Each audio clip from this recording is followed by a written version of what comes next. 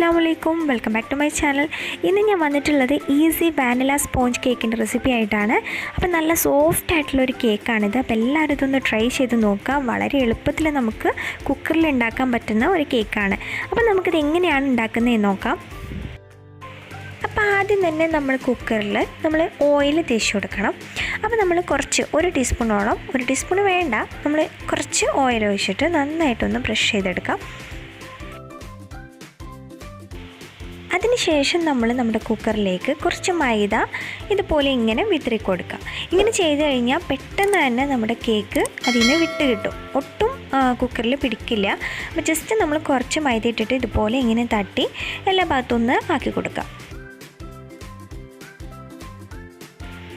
ഇനി നമ്മളിതിലേക്ക് 1 കപ്പ് മൈദയാണ് എടുക്കുന്നത്. കറക്റ്റ് നമ്മൾ 1 കപ്പ് എടുത്തിട്ടുണ്ട്. എന്നിട്ട് നമുക്ക് നന്നായിട്ട് ഒട്ടും തരിയില്ലാണ്ട് നന്നായിട്ട് തന്നെ തരിച്ചെടുക്കണം. അപ്പോൾ അതിൻ്റെ കൂടെ നമ്മൾ 1 ടീസ്പൂൺ ബേക്കിംഗ് പൗഡർ, അതുപോലെ 1/2 ടീസ്പൂൺ ബേക്കിംഗ് സോഡയും കൂടെ ആഡ് ചെയ്യുന്നുണ്ട്. അത് 3ഉം കൂടെയാണ് നമ്മൾ നന്നായിട്ട് തരിച്ചെടുക്കുന്നത്. അപ്പോൾ 1 ടീസ്പൂൺ നമ്മൾ ബേക്കിംഗ് പൗഡറും അതുപോലെ 1/2 ടീസ്പൂൺ ബേക്കിംഗ് സോഡയും കൂടെ ഇതിലേക്ക് ആഡ് ചെയ്തിട്ട് 2 പ്രാവശ്യം നന്നായിട്ട് ഇതൊന്ന് തരിച്ചെടുക്കാം.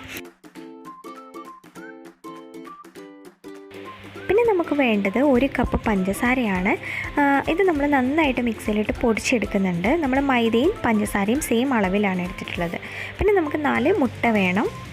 പിന്നെ 1 ടീസ്പൂൺ വാനില എസൻസും കൂടെ വേണം.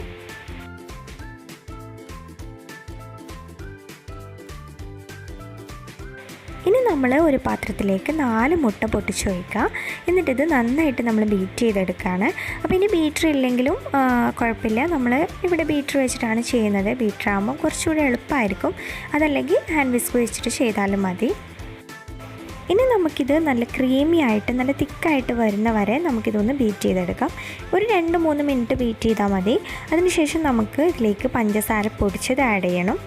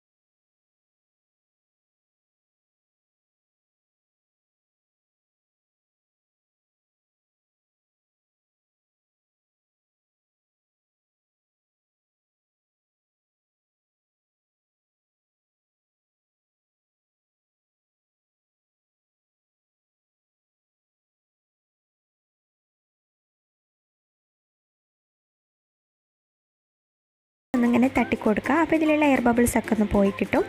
അതിനുശേഷം നമ്മളിത് കുക്ക് ചെയ്യാൻ വേണ്ടി നമുക്ക് സ്റ്റൗവിൽ വെക്കാം. അപ്പോൾ നമ്മൾ ഡയറക്റ്റ് നമ്മുടെ കുക്കർ സ്റ്റൗവിൽ വെക്കുകയല്ല ചെയ്യുന്നത്, ഇതുപോലെ ഒരു തട്ട് വെച്ച് കൊടുക്കുന്നുണ്ട്. അപ്പോൾ നമ്മൾ മാവ് കുക്കറിലേക്ക് ഒഴിക്കുന്നതിന് മുമ്പ് തന്നെ ഞാനിവിടെ സ്റ്റൗവിൽ വെച്ചിട്ടുണ്ടായിരുന്നു. അപ്പോൾ ഇതൊന്ന് ചൂടാക്കി എടുത്തിട്ടുണ്ട്. എന്നിട്ട് അതിന് മുകളിൽ നമ്മളിതുപോലെ കുക്കർ വെക്കുക. എന്നിട്ട് നമ്മൾ വിസിൽ വേണ്ട, നമുക്ക് വിസിൽ ഊരി വെക്കാം. അപ്പോൾ ഇനി നമുക്കിത് ലോ ഫ്ലെയിമിലിട്ടിട്ട് വേവിച്ചെടുക്കാം. ഫ്ലെയിം ഒട്ടും കൂട്ടിയിടാൻ പാടില്ല. ഇതിപ്പം ഒരു 10 മിനിറ്റ് പോലും എടുത്തിട്ടുണ്ടായിരുന്നില്ല, അപ്പോഴേക്കും ഇത് കുക്കായി വന്നിട്ടുണ്ടായിരുന്നു. അപ്പോൾ ഇത് നല്ല സോഫ്റ്റ് ആയിട്ടുള്ളൊരു കേക്കാണ്, നല്ല പൊങ്ങി വന്നിട്ടുമുണ്ട്. അപ്പോൾ ഞാനിവിടെ വലിയ കുക്കർ എടുത്ത് കാരണം പൊങ്ങിയത് അത്ര മനസ്സിലാവുന്നില്ല. അപ്പോൾ നല്ല പൊങ്ങി വന്ന് നല്ല സോഫ്റ്റായിട്ട് വന്നിട്ടുണ്ട്. അപ്പോൾ നമുക്കിത് ഏതൊരു കേക്കിനും ബേസിക്കായിട്ട് യൂസ് ചെയ്യാൻ പറ്റുന്ന ഒരു വാനില കേക്കാണ്. അപ്പോൾ എല്ലാവരും ഇതൊന്ന് ട്രൈ ചെയ്ത് നോക്കുക. എന്നിട്ട് നിങ്ങളുടെ അഭിപ്രായങ്ങളൊക്കെ നിങ്ങൾ താഴെ കമൻറ്റ് ചെയ്യുക. നിങ്ങൾക്ക് ഈ വീഡിയോ ഇഷ്ടമായെങ്കിൽ ലൈക്ക് ചെയ്യുക, അതുപോലെ ഷെയർ ചെയ്യുക.